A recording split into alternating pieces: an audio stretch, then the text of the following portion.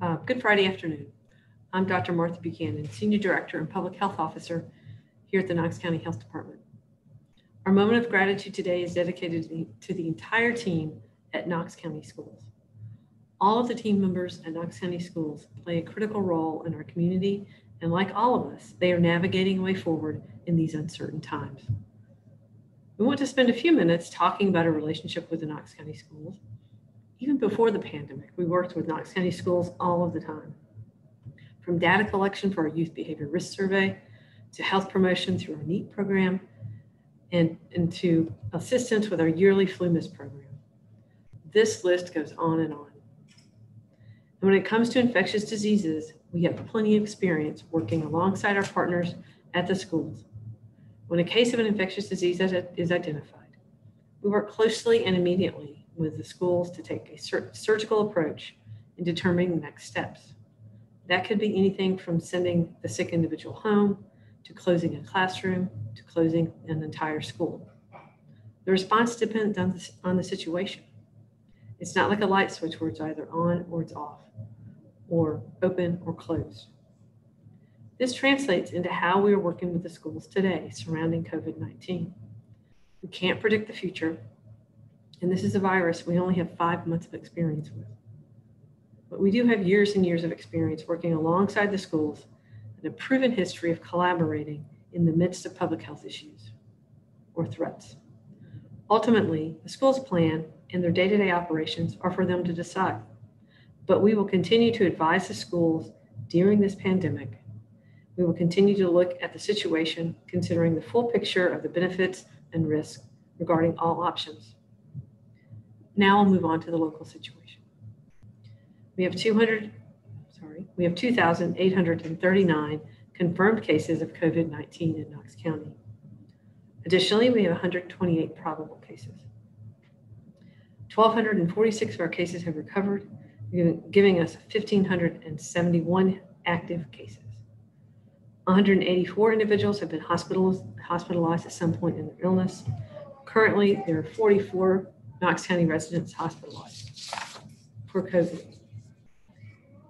We are saddened to report an additional death due to complications from COVID-19, bringing our total to 22. Our thoughts and prayers over the loved ones of these individuals as they navigate this difficult time. As a reminder, the next Board of Health meeting is Wednesday, July 29th at 5 p.m. The public can view the meeting live on Knox County's YouTube channel or the Knox County website. During this week's Board of Health meeting, the topic of social gatherings was discussed. The reason why the conversation surrounded the topic of dinner parties, baby showers, birthday parties, is because it is gatherings like these where we are seeing our cases grow. I want to start by saying we want you to live your life and celebrate these big moments like, excuse me, like a birthday party or a gender reveal. But we ask that you do it safely. Just because the group you're hanging out with in your, I'm so sorry, in your kitchen or your backyard is your family or friends, Charity, can you? Yeah, yeah. Sorry. I'm going to let Charity take it from here. Sorry, everybody. Hello. All right. Get where we are on our hang out. I know I've just got to find it where it's on here. Sorry, everybody. Okay, just because the group you're hanging out with in your kitchen or your backyard is your family or friends doesn't mean that they aren't at risk of spreading the virus to you or you to them. That's why the 5 core actions are so critical. These actions aren't just meant for when you go to the grocery or run some errands. They're meant for every situation you find yourself in. For example, let's say you have a group over for a barbecue. That's great. But you must remember the 5 core actions in that setting. If the people coming to your house aren't able to maintain at least 6 feet of distance, they should wear a mask. And as Dr. Shamia mentioned in a previous Board of Health meeting, life as we are accustomed to doesn't often lend itself to easily fit that 6 foot minimum. It's easy to break the imaginary line, especially if they're close friends or extended family and we let our guard down. But that is just the opportunity that the virus needs to spread. It all sounds extremely basic, but we also know it's much easier said than done. We continue to ask everyone to remember the 5 core actions, whether you're going out shopping or just going to a friend's house. Wearing a mask while hanging out with friends can feel a little strange, and we understand that. We feel the same way. But implementing these actions into every aspect of your life today, by doing that today, the sooner we won't have to do it anymore. And now we'll open it up for questions, and Dr. Buchanan's back, so I'm going to slide out. All right. If you have any questions, you know the drill. If you can go ahead and type them into the chat feature, and please type in your name and the media outlet in which you are affiliated with. The first question we have is from Elise with WBIR. She writes, we've seen a jump in cases among people 0 to 10 years old. What do you think is causing that jump? Is it any concern? And how does that impact school and young children who realistically cannot keep a mask on all day? So that group is one of our smaller groups. So any increase in that group is going to look large. We don't have there are no trends that we're seeing among that group at all. And, Knox County schools will work hard to keep those children safe when they return to school. Elise from WBR has a follow-up question is, are you concerned about students on the school bus, especially at the beginning of the year when they are typically extra crowded? We're certainly concerned about students on the school bus, on the school grounds, in the schoolroom, anywhere they are, because we're concerned about our children, and we're concerned about the bus drivers and the teachers and the folks who keep the schools clean and provide food and do other things at school. And the school's plan is based on the 5 core principles of social distancing and wearing masks and cleaning and washing your hands and staying home if you're sick. And they do have guidelines for buses and what to do on the buses. Following those guidelines will reduce risk. It won't eliminate the risk, but it certainly will reduce risk for everybody on the bus. Question from Laura with WATE. Do you have any details available for the most recent deaths reported? 87-year-old male. From Vincent with the Sentinel. Why did the Board of Health not address the 2 reports that came out of the federal government this week? Those reports recommended more stringent guidelines for COVID-19 prevention, and none of those guidelines were discussed in the meeting. That information was sent to the Board of Health. It was up to them to bring those topics up. From Laura with WATE, has there been any luck identifying an alternative site for testing on hot days? We continue to work on that, and it won't just be for hot days. It'll be what we would like to do is permanently move to a different location, so we're not moving around, because that's hard on our staff and confusing for everybody. So we want to find one place we can stay for a long time. So we're working out the details, and as we all know, the details can sometimes slow things down.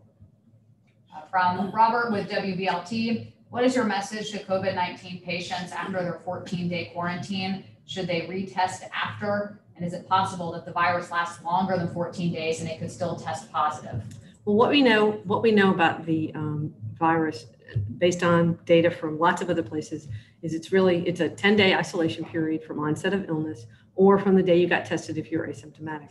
So once those 10 days have elapsed and the person no longer has COVID symptoms for at least 72 hours, so that might be after 10 days, or just changed this week to 24, for at least 24 hours, they are considered no longer contagious. We do not see that they pass the disease to others after that period. What we do see is, like many other viruses, the virus hangs out in their system.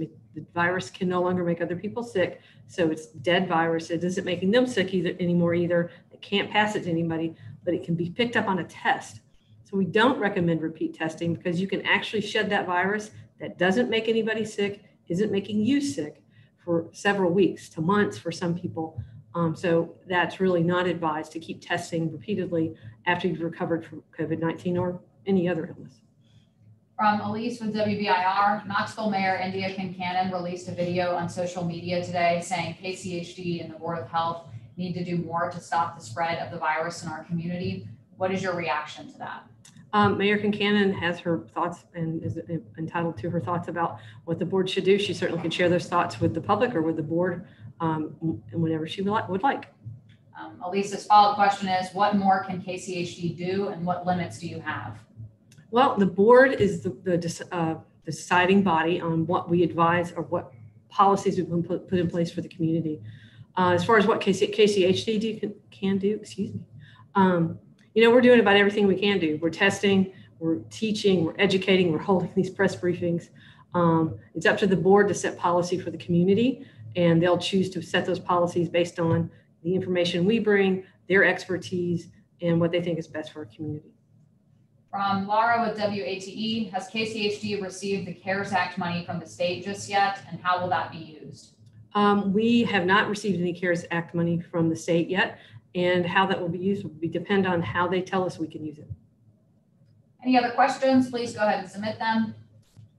From Vincent with the Sentinel, can you confirm whether you have been coordinating with volunteer groups like East Tennessee Harm Reduction to provide relief to local houseless people during the pandemic? So our EOC there's a kind of a separate group that's working on that. So we are not directly coordinating with them or working with them. We asked the EOC to help us with that, the Emergency Operations Center.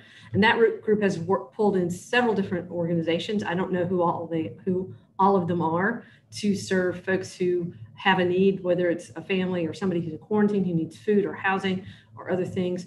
And actually, my understanding is it's really going pretty well, and they've pulled a lot of community partners into that group, and we're really grateful for the work that they're doing, because we really would be challenged to be able to do that as well as they're doing it. From Robert with WBLT, he says this is a follow-up to his question he asked a couple minutes ago. Is it possible to still experience symptoms after a 10-day isolation? And what do you do at that point? Yeah, so people can continue to have symptoms like anything else. Like if you've ever had the flu, you cough for weeks after you get over the flu. So people will continue to have some symptoms, like maybe a cough or maybe some fatigue, but those things are common. What you want to see is improvement of your symptoms, your overall symptoms, fever going down, just overall feeling better. You may not feel 100% for several days, but you're no longer infectious. From Alan with Inside of Knoxville, will you report any cases among students, teachers, etc.? Will you report them by specific school? We'll report them in the general group of reporting that we do every day, not by school at all. From Vincent with the Sentinel, in regards to his previous question about the coordination with volunteer groups, he asks if you can direct him to the correct person to ask. We'll follow up with you after this. From Bob Morgan with Knoxville Liberty Press, have you or the Board of Health been advised or received information from Protect My Care organization of medical professionals in regards to public policy? I'm not aware of any information from that group. Any other questions? Go ahead and type them into that chat feature now.